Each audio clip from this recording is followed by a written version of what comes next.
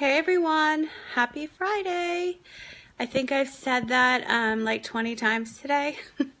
I've been doing so much filming and recording my podcast and just catching up on life and work and stuff. But I wanted to do a live on my personal page for a really important reason. So for those of you that don't know, I have an autoimmune disease called NMO, and it stands for neuromyelitis optica. And basically, you can become blind and paralyzed like at any given moment. And if you've been following along my journey, it's been 2 years that this month, which is insane since I started having crazy symptoms, but in a year since my actual diagnosis. And then the official diagnosis was April. So long story short, which is I've also said a couple times today in my videos, going blind and paralyzed is like not in my future.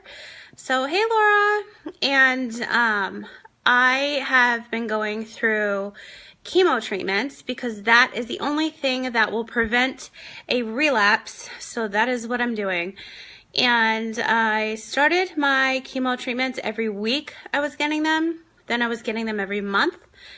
And now, hi, Sandra. And now I'm getting chemo twice a year, every 6 months. So my last one was at the end of December. And my next one is in June, hopefully, fingers crossed. But anyway, so I have gone through hell, literally, and back a couple times over the last year.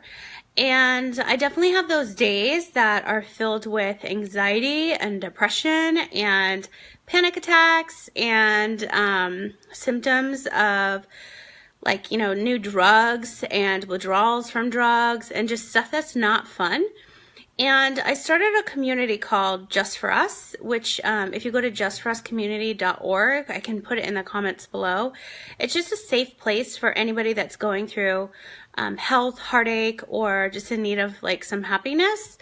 I feel like a community like that needed to be available, so I started it. And I'll link that below. But what I wanted to talk to you guys today and share with like my friends and family that are on my personal page is that I've been recording videos and posting taking selfies and basically recording my journey through all this health drama for the last 2 years, and no one has seen it. Because I wasn't ready to share it. They're sitting in my camera. In my phone. So, and on YouTube. So the reason why I wanted to do this video, and I've been posting a couple times on my page, but I have a YouTube channel, which is under my full name, Kelly Ann Gorman. I'll link it below in the comments.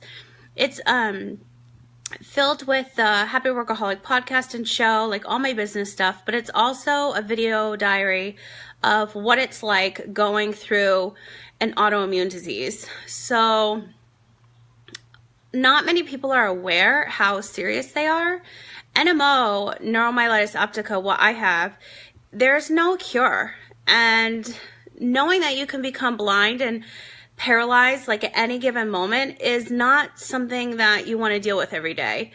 I went to downtown Disney the other day and there's a metal detector and I have a port for my chemo, and I literally had to give them like the whole story and show them my port. And it was just like, I'm at Disneyland. Like, why? Like, it was just so like stupid and annoying, and like one of those days where I should have been happy and I was just not a happy camper because I'm thinking about going through chemo and I'm thinking about my port and I'm at Disneyland. Like, what the heck? So anyway, all these other things have been happening. Doctor's not following up. I had to get a lot of dental work done because I'm on chemo. And it just like brings me back to the point where I was last year. Like, why me? Like, why is this happening to me?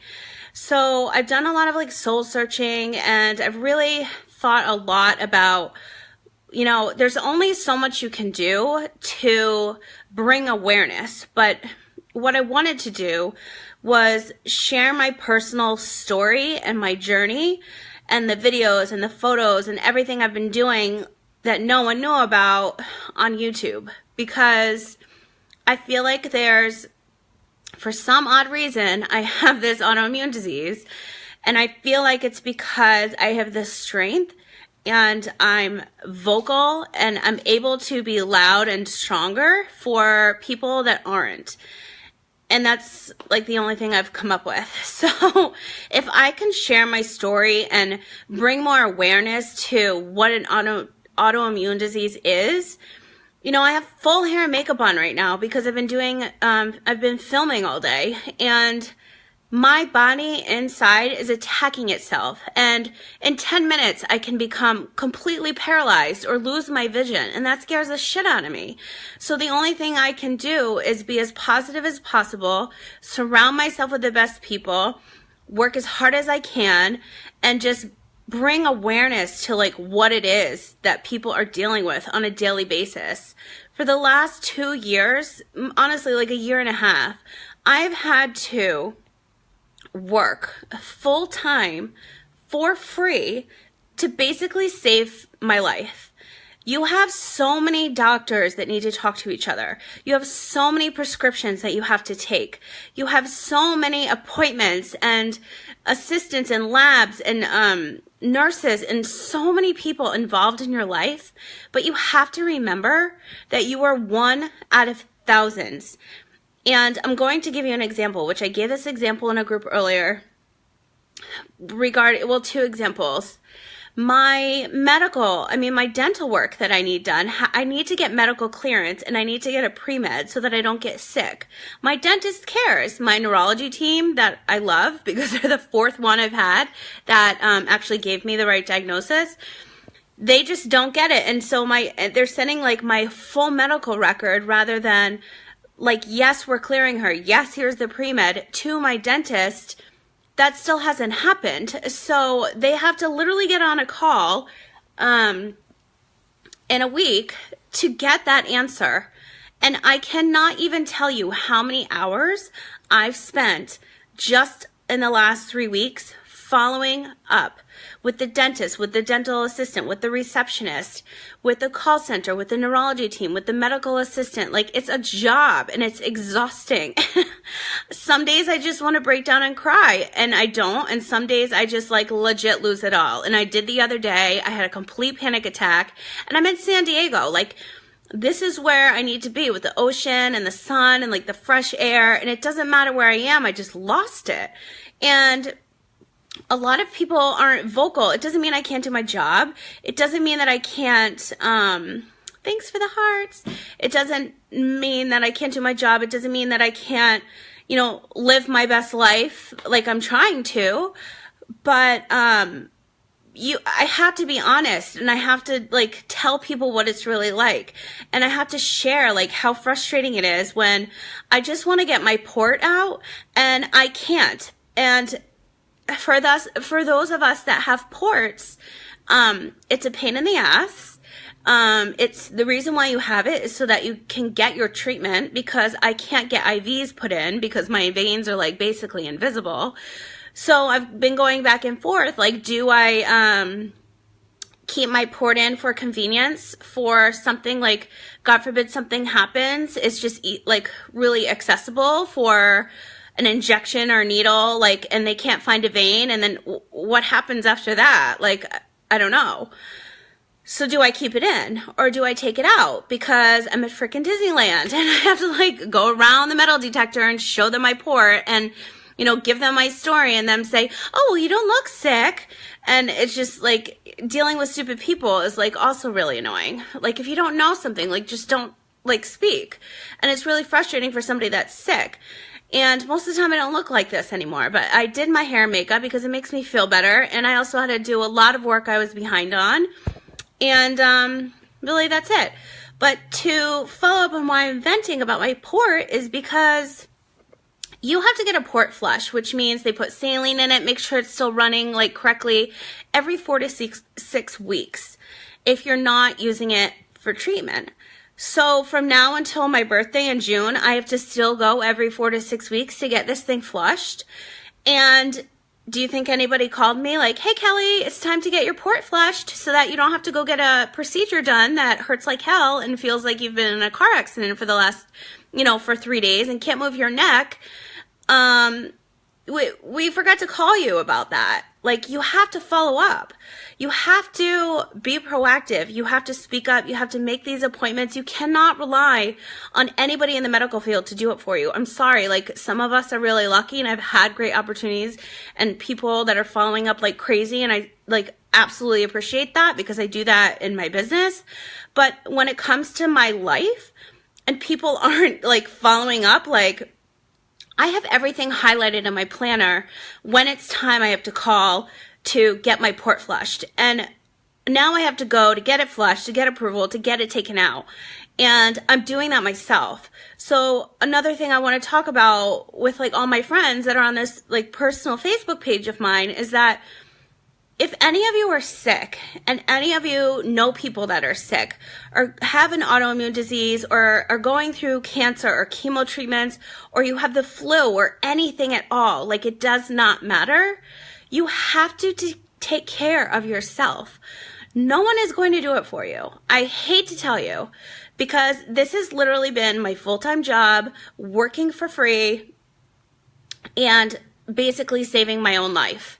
And it's exhausting and it's not fun, but it's what has to be done if I want to do another Facebook Live with you guys. I hate to say it, but it's so sad and true. You have to take advantage of having medical authority. I don't even know what I'm saying now. I'm so tired. You have to just make sure that you're constantly following up yourself. No one's going to do it for you. Like I just said, if you have something wrong with you, you go to the doctors. You have labs, you follow up. I just had lab work done. I'm following up. And I followed up 3 more times. And now I finally got my answer. I have to come back in to get the actual results. And that's not what was said to me before, but yet it took 3 times to get that phone call and the answer out of someone's mouth. It's frustrating, but it has to be done. The only way that I could have gotten this diagnosis was if I declined 3 neurologists to get me to the 4th. I said denied, but I meant fired. I would not be here today. 2 neurologists that I had, usually with NMO, you're misdiagnosed with having MS. And I posted in the very beginning, it was August, because I had to get cleared for a surgery, which is how this all happened. And my doctor/surgeon said, there's something wrong. I think you're having a mini stroke or you have MS.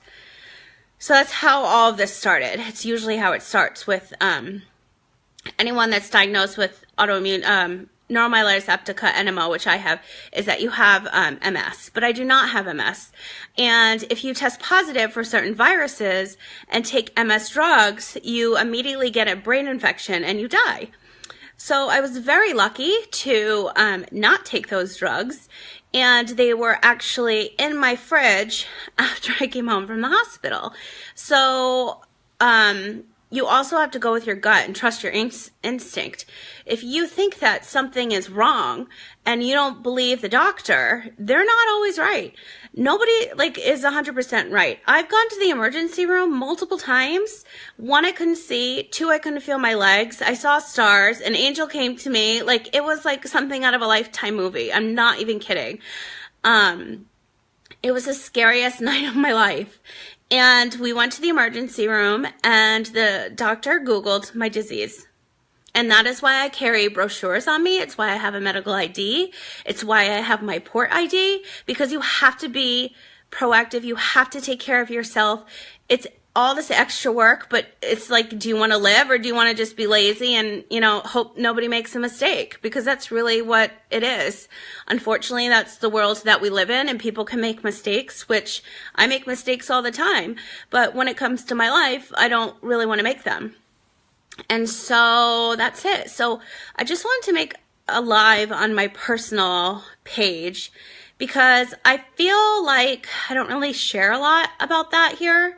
And I should, but it's a lot easier for me to share it on YouTube because I already have uploaded a lot there.